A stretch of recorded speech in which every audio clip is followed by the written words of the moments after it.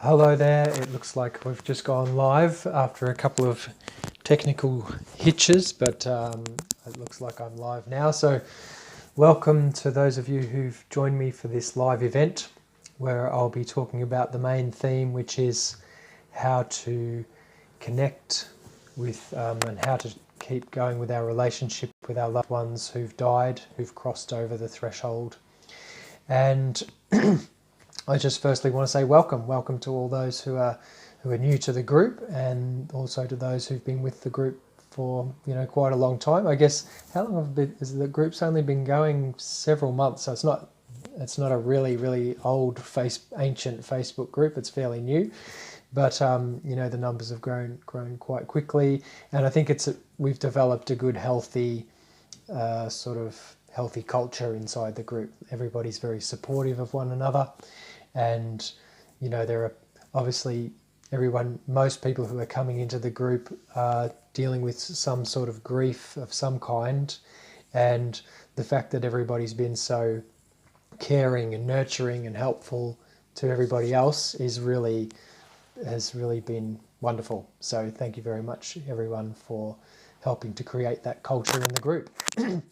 And welcome. I can see a few people watching live now, so whether you're watching this live right now in the moment, or if you're here watching the replay, welcome to everyone.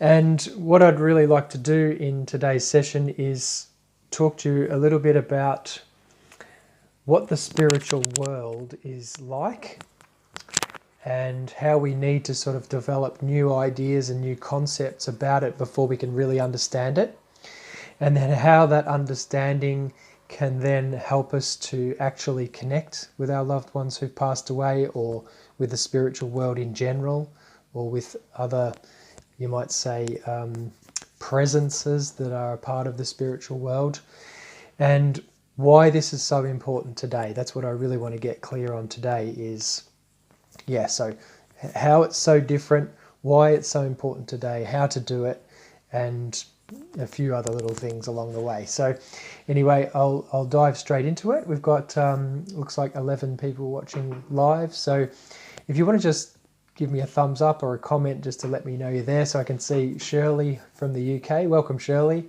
And Liz from the land of Oz. Welcome, Liz. That's where I'm from too. You can hear the accent. Michelle's there watching, and yeah, a thumb's good, or a heart, or an angry face, or whatever you want to whatever you want to do. Sarah's there. Hi, Sarah. I've seen you in the talks many times, so welcome back.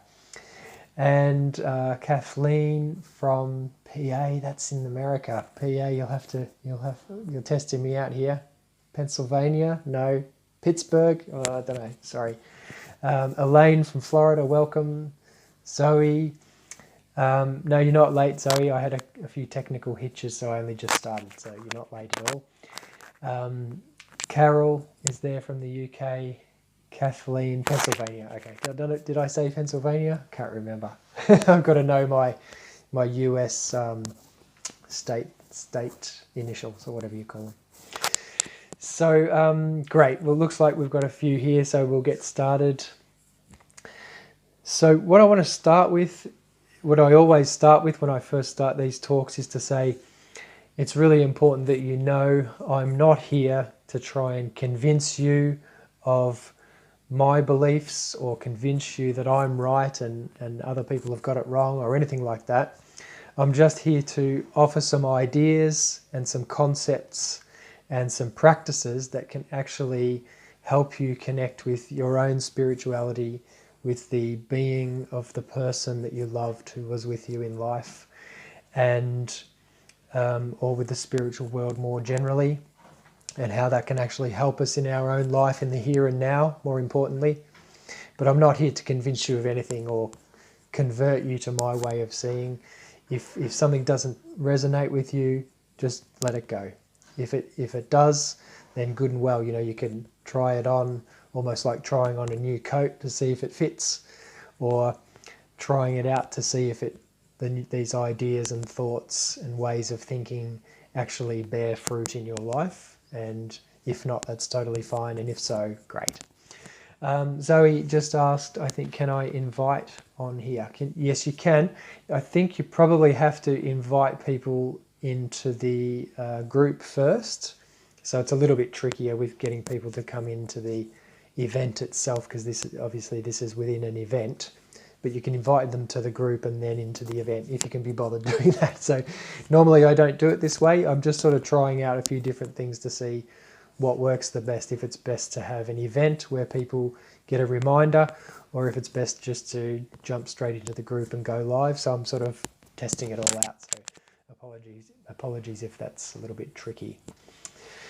So the first place I'm going to start today is just to talk about how different actually the spiritual world is from the physical, natural world that we live in, where we can see things, we can touch things, we can hear things, and all those five senses that we experience, and just how different the world that the person who has died enters really is. And I'll start with a description. There's many different ways to describe what happens when a person passes through the so-called gate of death or crosses the threshold. There's so many different angles and ways you can talk about it. So, I've looked in different talks, I talk about it in a different way, you might have noticed, because we really want to get as full a picture as possible. But so I'm coming from a particular angle. So if something sounds like it's contradictory, or no, you said this last time, don't worry about that. It's sort of about piecing it all together in a way. So the first thing to say is that it is so completely and utterly different from the physical world. First of all, there's no space. So we live in a world of space here on Earth, where I'm here in my body, you're over there in yours, that tree's over there, I'm here, and there's space between us, there's distance, and that doesn't exist in the spiritual world. Now, when I say spiritual world, there are different aspects or different states of consciousness in the spiritual world. So I'm speaking very generally. So just forgive me that. I'm just keeping things as simple as I can for today. But that's the first thing to know, is the spiritual world is just so completely different from the physical world.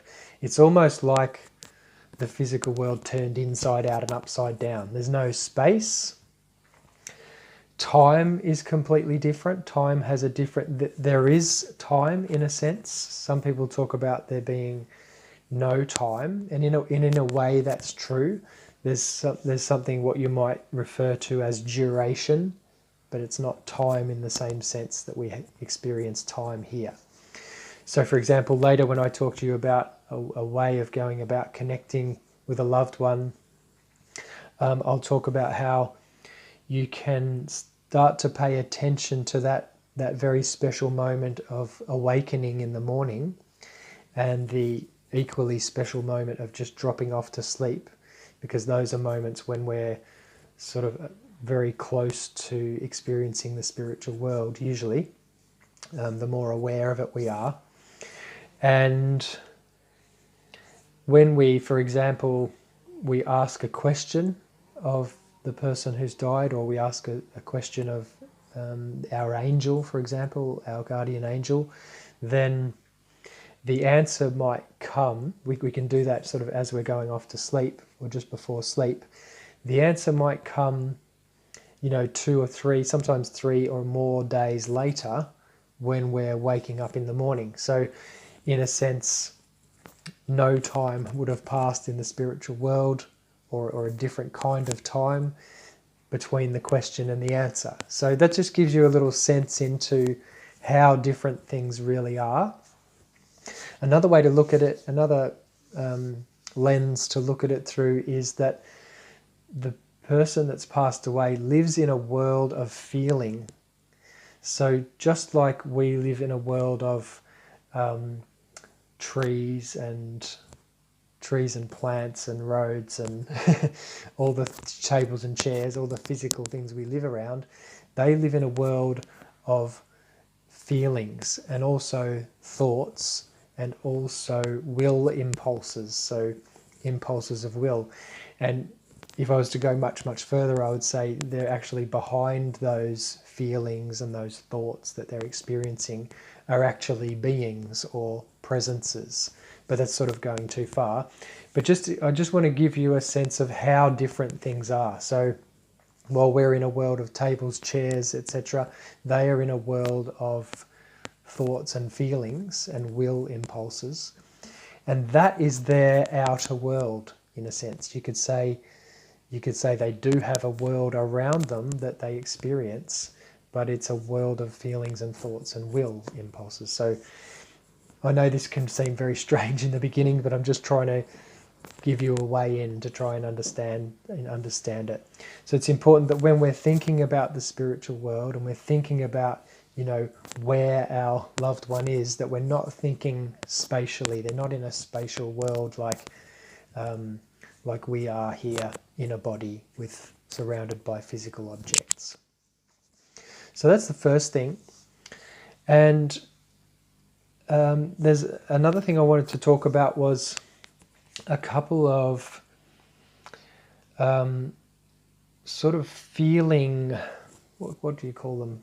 Feeling, thought, ideas that we need to have in order to connect it, in order to really be able to continue this relationship. And I spoke about one of them in a recent video, which was really talking about gratitude. So I know that many people here have lost someone, and please don't think that I'm saying that anyone should just get over it or feel great or feel good about it all, and then they'll feel better. I'm not saying that at all, but something to actually begin to develop, which can actually help with the grief as well and with the pain, is actually to practice feeling into the gratitude that we have for the time that we got to spend with the person. So even if it was a very short time, if it was someone that was very young or we only met them later in life, we can still develop this immense gratitude that we got to spend time with them at all. Because, you could look at it, well, it's possible that I didn't spend any time with them, but, the fact that we were able to be here on earth at the same time with this person whom we loved, we can really experience the thankfulness right down into the depths of our heart. We can experience that thankfulness and the gratitude. And that feeling of gratitude is actually something that we share with them after they've passed away. They can share that with us. And Rudolf Steiner, who's the spiritual teacher that I've learned the most from, says that gratitude is actually like the air that we breathe in common with those that have died. I think that's a beautiful description of it. So just like you and I in this world share the air that we breathe, or we share the air that we breathe with our loved ones whom we live with in the same house, the air that we share with those that have died is the feelings of gratitude that we have for having had them in our lives. So I think that's a really special thing, and we can actually develop it even in the midst of real pain and real grief. There can just be we can plant a little seed of gratitude by just daily thinking of them and thinking of the good times we had together. And I'll talk more about that at the end. So that's the first feeling that we can develop in this sense. And Alexandra just said she does a gratitude journal every night and keeps her from sinking into oblivion after losing your daughter. I'm so sorry to hear that, Alexandra. Yes, I can't even imagine what that's like. So the fact that you're experiencing what you've experienced, and yet you're still seeking that gratitude and seeking to develop that gratitude, that is amazing. That is so incredibly powerful, especially from where you're, the position that you're in, or the things that you've been through. That makes it, it's almost like sorry for this crass example, but with weightlifting, it's like the bigger the weight you have to lift is, then the stronger you're going to get. And so by you focusing on the gratitude in that way, and developing it, it's like you're building a very, very strong muscle because you've got a big weight to lift, if you know what I mean. So I don't know if that's the best the best metaphor, but it's the one that came. So so there's the gratitude. There's sort of three feelings or three concepts I want to talk about. Another one is trust in life. So trust in life itself. Some people might say trust in God, or trust in the gods, or trust in the universe, whatever phrase works for you, but trust that there is a good reason for everything, that ultimately there must be some purpose to it, that there must be some purpose to the suffering, some meaning in the suffering. And I'm not saying for 1 second that makes it easier, or that makes it easy, or that we shouldn't suffer in any way.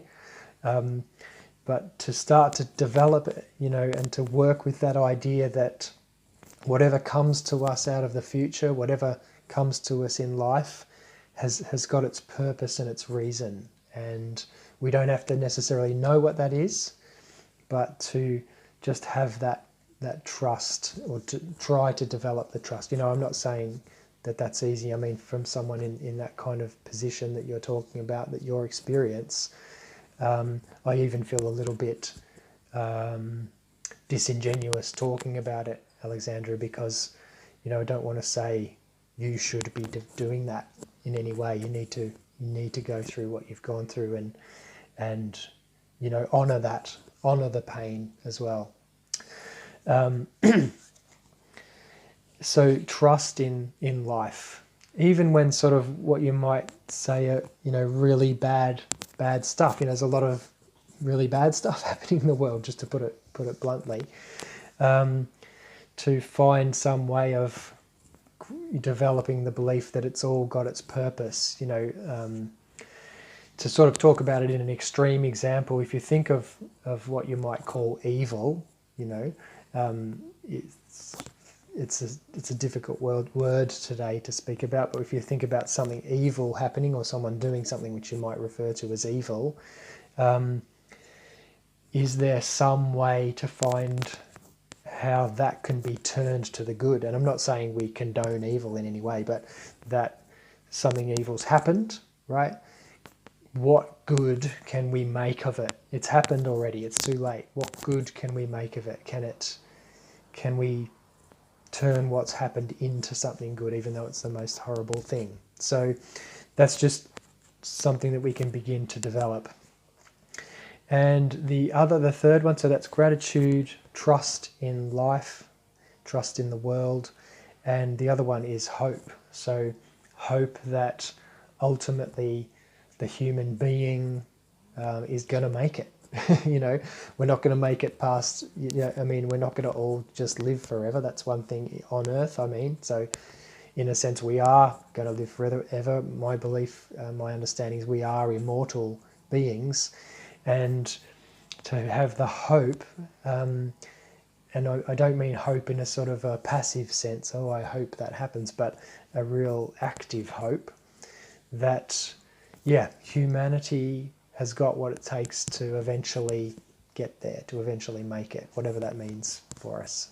So those three things are really important to have in place and to be developing for our connection with our loved one. So that's gratitude, trust in the world, and hope for the future. So that's the first 2 points. These feelings, I wanted to talk about how different the spiritual world is from the material world, and I can see some thumbs and hearts and things, and that's actually really nice. I think it might have been Zoe who was doing the hearts and thumbs. it's actually quite nice because then I know that someone's there. Otherwise, I sometimes feel like I'm just talking to a screen a little bit. So it's quite nice to see that you're actually there. Thank you for that. Cool. So that was really the key sort of thinking, sort of intellectual concepts I wanted to bring that can help us to start to develop this. It was Zoe. Thank you. And now I'll move into talking about how we actually can begin to connect. And if you've listened to my talks before, you've probably heard me say similar things over and over again. But I think they're really important to say over and over again because most people come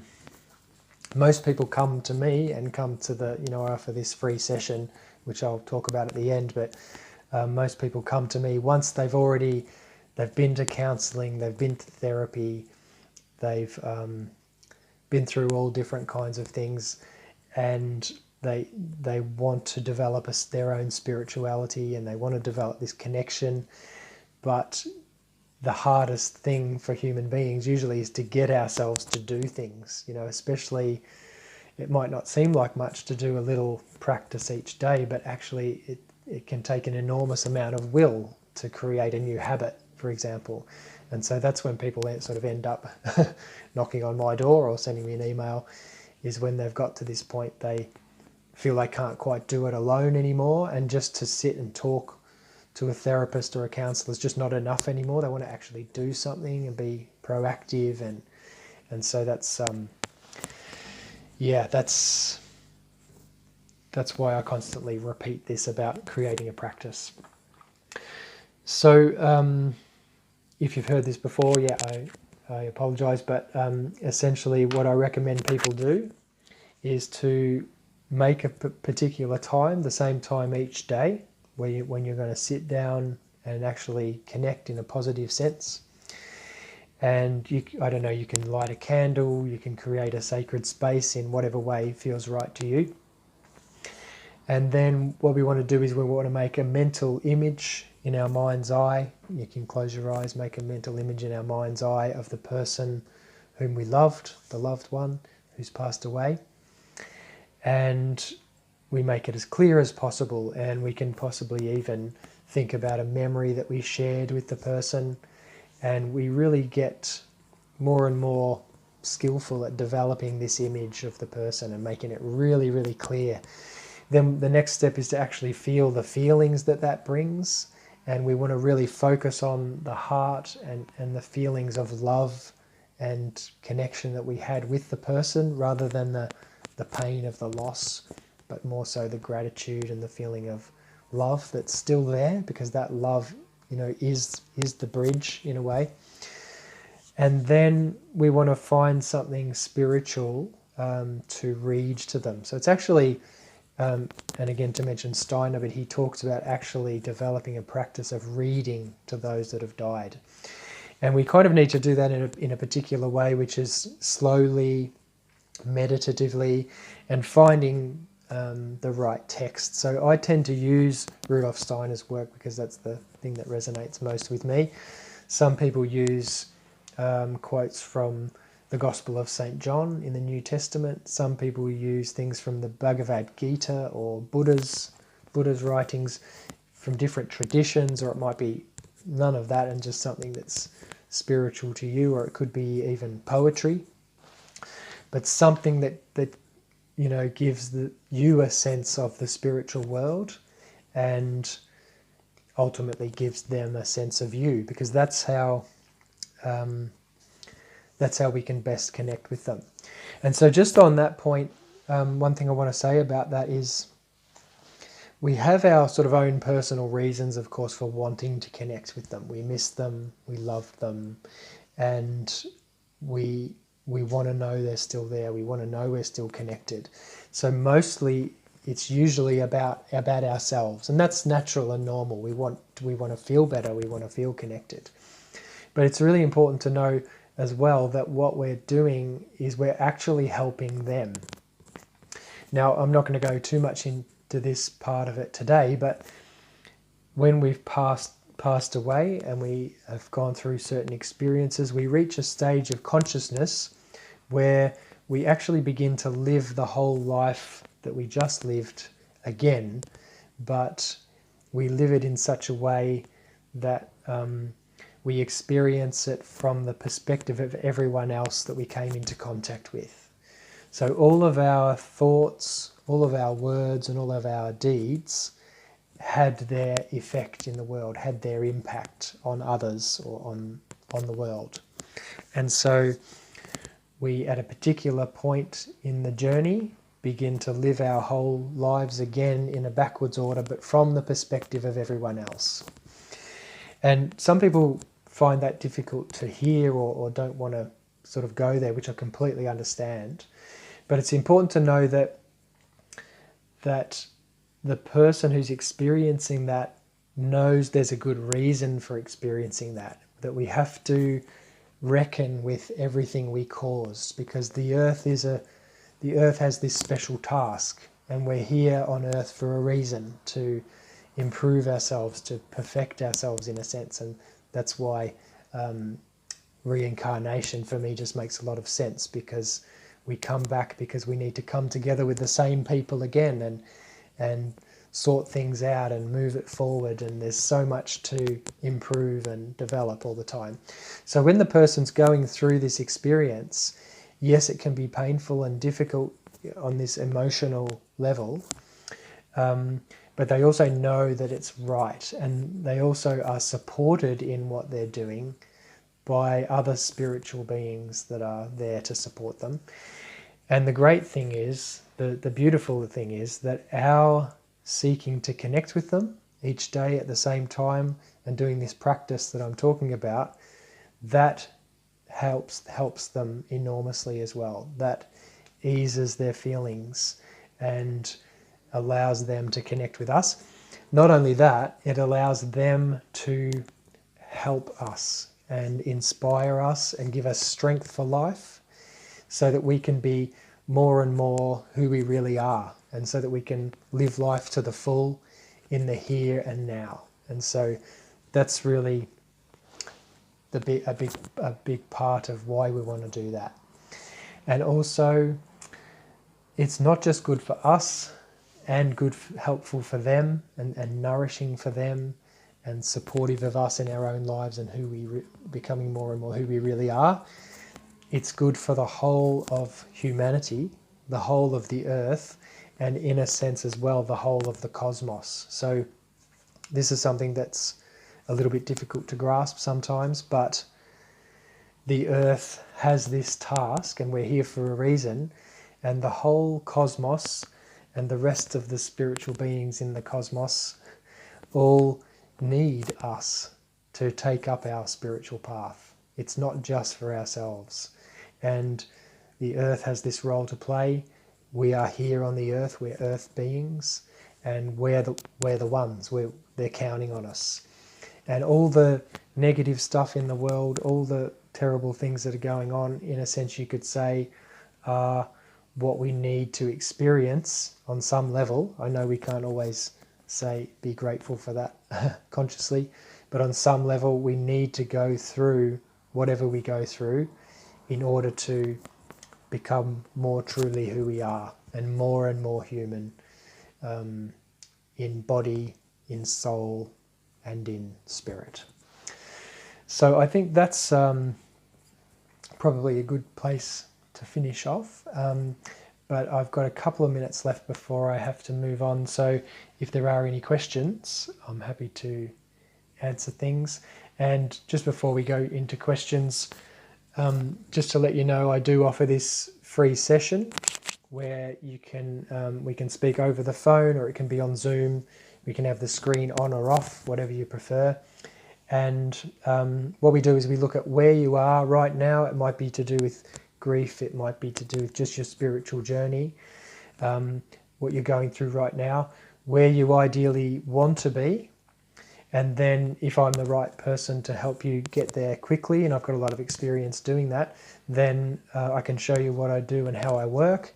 And if not, that's also fine as well. I can point you in another direction, in the direction of someone that might be able to help you more than I can, or that's more suited to what you're looking for. So with that free session, all you need to do is go to www.spiritualscientist.org, and then you just put your email address in, and it sends you to a booking page, and you just choose a time, and then you get notified. I'll just put the link in now.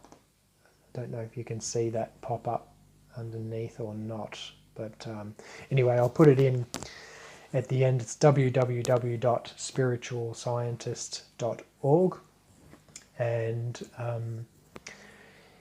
yeah, we can jump on that call, and no matter what happens, we have a great chat, and I learn a lot, and hopefully you do too. So thank you. Now I'm just going to scroll through and see what questions were there. Deetha, I hope I'm saying your name correctly. It keeps disappearing. Forgive me. It's a little bit tricky. I'm doing this on my phone, and it's a bit tiny and hard to work with. Where did you go? Where did you go, Deetha? I can't find it. If anyone wants to put another question in, I'll see. How can you improve when your memory gets wiped over and over? That's not evolution. That's a great question, Deetha. Yeah. So on one level, yes, our memory does get wiped. Even after a particular stage, after we've passed away, we lose the memory, but we don't actually lose it completely. On one level of consciousness, every single thought, word, and deed is, you could say, recorded and lives within us and actually creates what we are. And it is actually there. And some very highly developed spiritual people and teachers have described how once our meditative work begins to bear fruit over weeks, months, years, or lifetimes, then we are actually able to begin to remember. And some people do remember past lives. And I also think that the more spiritual work we do in this life, and the more we really pay attention to where we are here in the here and now, the more we will actually remember our past life as well. So that's a great point, and thanks for bringing it up. And yes, I totally get where you're coming from there. I hope that sort of makes sense what I've said. Another question, Zoe, when you want to talk to your loved ones, do you need to say their name?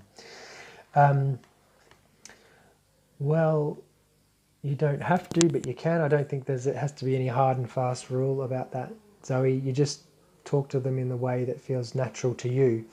But I do think it's important, even more than speaking, but of course speaking's fine, is picturing them, making this strong mental picture, and feeling the feelings of love and connection, and then reading something spiritual. So thinking spiritual thoughts. That's important, because that's their language that they can understand now. In some ways, our everyday language might be a little bit difficult for them, but they'll nonetheless pick up on the heart-based nature of what we're saying. The loving thoughts that are behind the words.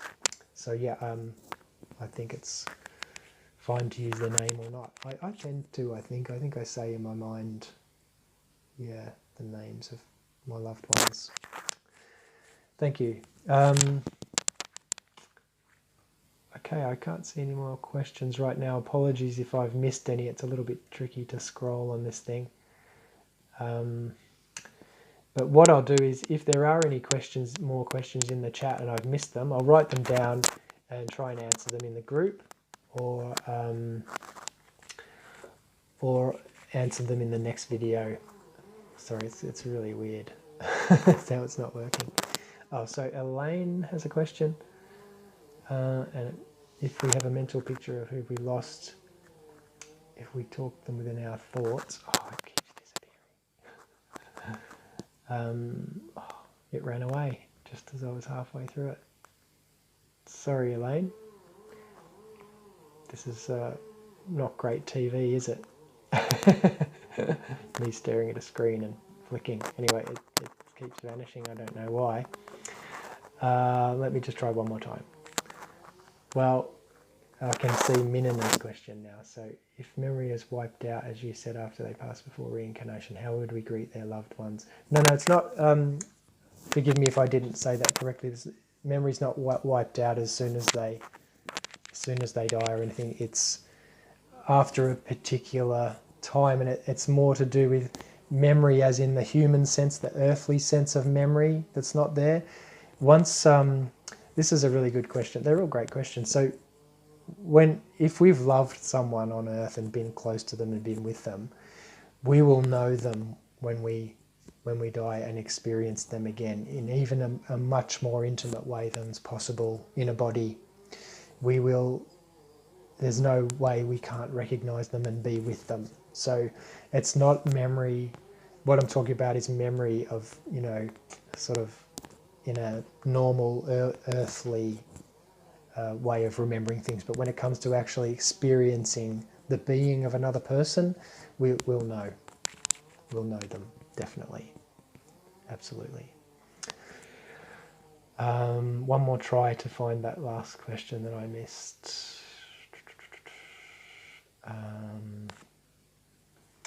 No, I can see comments but no questions. How do you get past the pain to feel the gratitude? Yeah, I feel lost in the pain. So that's Michelle. Thanks, Michelle. I don't think there's any easy answer to that, except that somewhere deep down in that pain and deep down in that sorrow and that grief, there will be a tiny seed or a teeny tiny ray of light. And you might have experienced it in the early days of the grief, or you might have experienced it at some point. Could be the tiniest little spark that you can't even quite remember and can't quite catch, and it'll be there. And all the people I've spoken to over the years say that it's there, and that they even had a moment or two, even in the midst of the pain, that said something inside them said, it's okay. Now, if you haven't had that, I'm not saying you should have or anything, but there will be somewhere this tiny little ray of light that inside you knows that everything's okay, or that everything's going to be okay ultimately. And it's about nurturing that.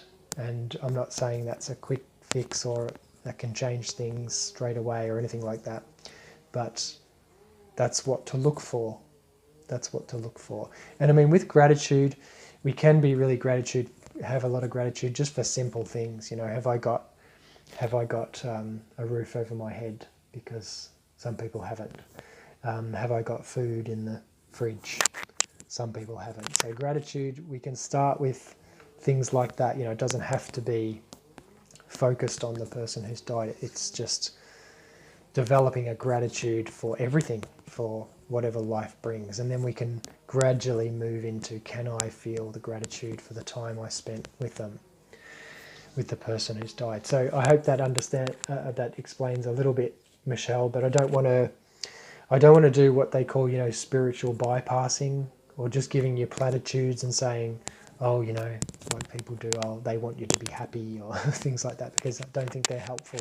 It's really important to honor where you are and say, actually, I can't feel gratitude right now. I don't, and I don't feel I can, and I don't feel it's possible. And just to, acknowledge being there in that place first before trying to leap out of it, which doesn't work. So thank you very much, everyone, for joining me here. It's been a long journey for me to get to the point where I feel I can talk openly about these things, because, in certain circles you get labelled as the local warlock or the crazy person. So thank you very much. Once again, that link, if you wanted to book in for the free session. By the way, I think I'm all booked up for next week, so it'll probably be the following week, but it's www.spiritualscientist.org, and we can look at where you're at, where you really want to be, and then I can show you if it's right. I can show you a step-by-step process to help you with that. And I've worked with lots of people and had lots of pretty incredible things happen with people's journeys. So I just love to do it, and would really love to speak to you. But other than that, I'll be back in the group doing lives. Probably won't get many done next week, if any, but the following week. And feel free to ask questions, and there's lots of other people in the group who are helpful and loving and caring as well, which is really great. So I did say that at the start, but thank you to everyone for making this group so special, because I think it really is something special and really something very different from a lot of other groups. And I really appreciate that. So let's keep going. And I just want to wish everyone here much courage, strength, inner strength, and ultimately peace and love. And look forward to being with you again soon. Bye for now.